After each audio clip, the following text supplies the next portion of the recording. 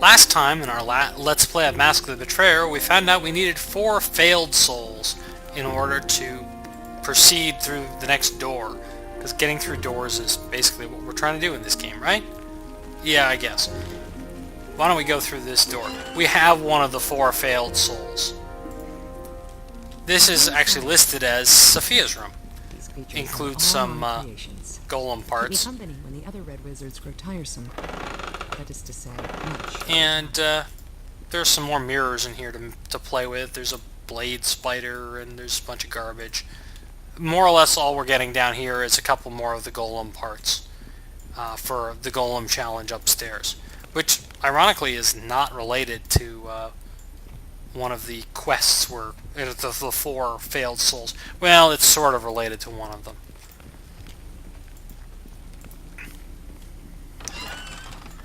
This room has a locked chest, which we have a way to get open. I suppose I could actually just use the knock spell. It's a lower level spell, but why? It includes a random soul housing. These soul housings are just an item type that you'll see a lot of in this area. The library upstairs has a whole bunch of them. They're not to be sort of ignored because they're necessary for a few of the quests. Anyway, this room here is listed as the Soulless Ward. And Sophia apparently recognizes this guy, Bebtu. And apparently he is carrying one of the souls of interest for opening the door. However, he had to displace his own soul to put it in. This is sort of a strange concept of soul in that you can still sort of have an identity without your soul, which is pretty strange.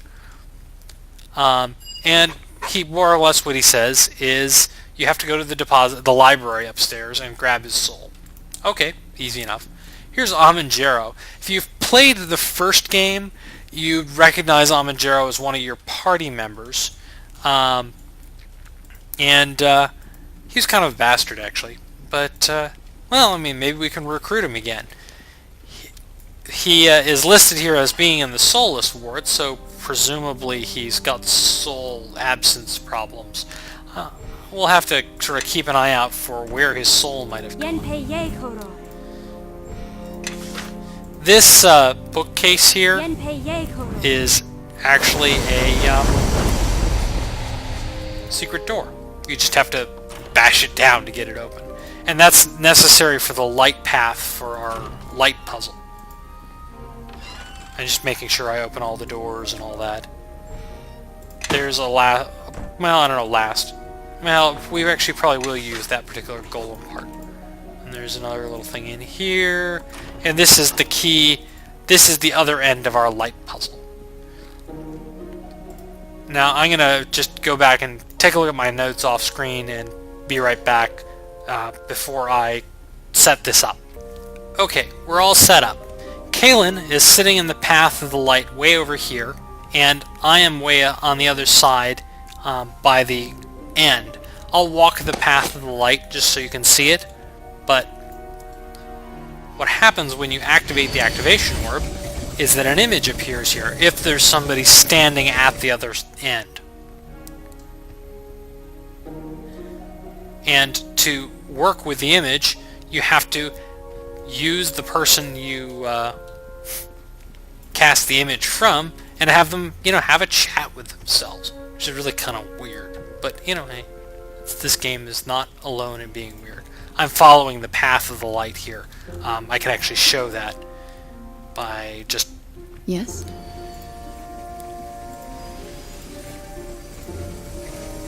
You have to go through that bookcase, that secret door bookcase to actually make this happen. Unfortunately, I think I may have screwed this up by... Is the image still here? The image is still here. Okay, so Kaylin's gonna have a chat with herself. And it turns into the incomplete soul. Okay? 2 down, 2 to go. there is one more side area to complete in this downstairs. We're still looking for Bebtu's soul, of course, and we're also looking for Amanjero's soul. He essentially becomes a temporary party member. This room here is not particularly important, but there's another item here, which is this Knoll Grip, which, again, I would have trouble calling a bad weapon, but it's really not that good either, so it's the way it goes. I'm just going to sell it to the devils there, so. The final little side area also involves one of these destructible bookcases. I'm just going to use Magic Missile. Inaris mentioned when he gave us the key not to go into his personal chambers, so we're going to do exactly that, because, you know, we're chaotic. Or, wait, no, we're lawful good. Anyways, we're going to do it. Inaris himself will make an appearance. And there are a couple dead bodies in here. Not that that's really any surprising at all, given that there are dead bodies lying around all over the place in this area. And Inaris says hi, and attacks. Inaris is really annoying because he has this lovely tendency to cast etherealness instead of actually trying to fight you. And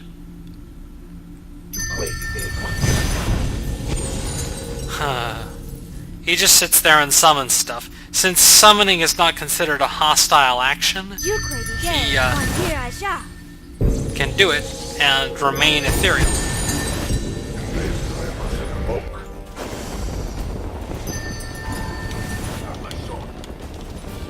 And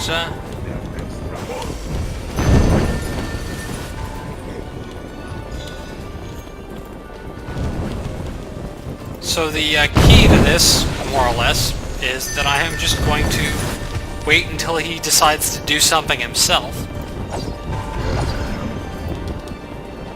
And use Bigby's forceful hand on him.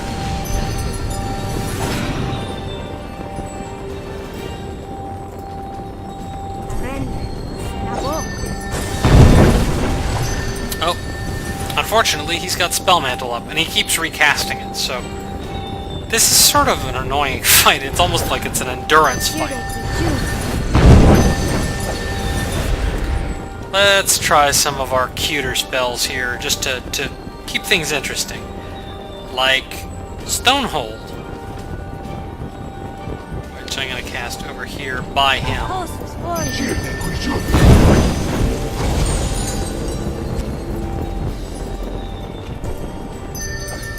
Now, Stonehold has the quirky little benefit that it is a fairly high-level cloud spell. So if he just stands in the cloud there, it will drain off his levels of Spell Mantle. You can use pretty much any cloud spell for that. Obviously, things like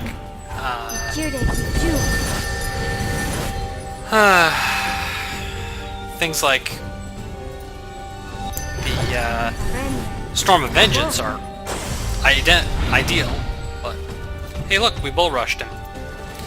Now that he can't constantly just leave in and out, I'm just going to finish him off. I'm not going to bother with the Baylor here, because the Baylor is a summon, so when the Master dies, he goes with him. And that finishes the Skeleton Keys quest.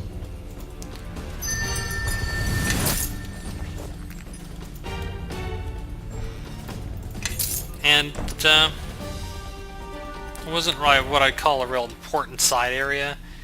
Inaris drops these robes, which are the Binder's robes. They are arguably better than the ones I'm wearing.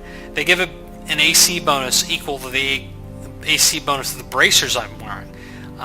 They give me less bonus spells, but I don't know. They're not bad, but they're not good either.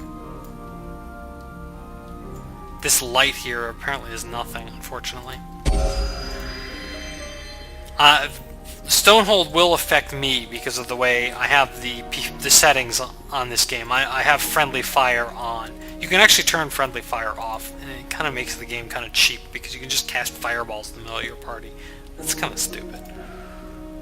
Anyway, let's go talk to our morally challenged friends.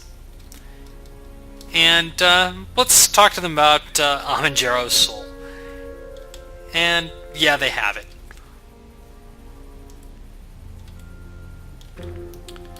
And more or less he wants 50,000 gold. And the other one wants 3 students. Okay. We'll have to look for students later. We also can ask about the 4 souls with unique flaws. We know where the 3rd is. It's with Bebtu, but they have the 4th. And they want a really, really messed up soul to go with their collection or something.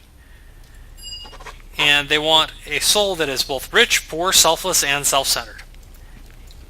Okay. That's pretty messed up, but we can do it. And to do so, we're going to have to talk to Master Poroset.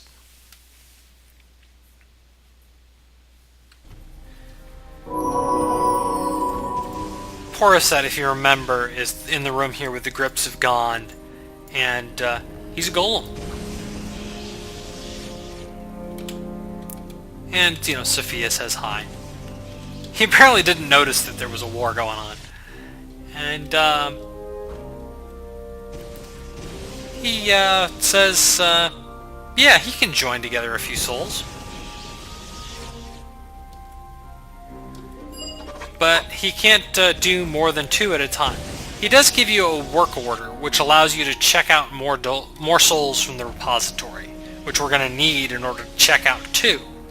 We are, however, going to have to leave that to the next video, because we're out of time. So we'll see you next time on the next episode of Let's Play Mask of the Betrayer.